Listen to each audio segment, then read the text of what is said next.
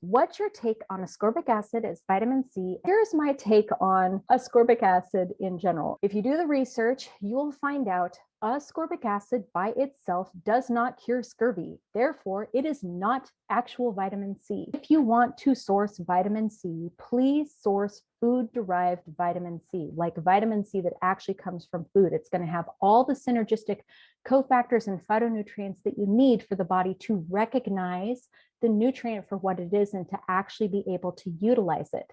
The other thing to know about ascorbic acid is that as far as supplements go, it's a pretty dirty supplement. It's something that's not generally considered as clean. It's commonly made from corn. The majority of the corn on the market is GMO. Therefore, the majority of the ascorbic acid that is on the market is going to be made from GMO corn. The other thing to be aware of is that if it's not made from fermenting corn dextrose, it's usually made from causing mold to grow on tapioca starch.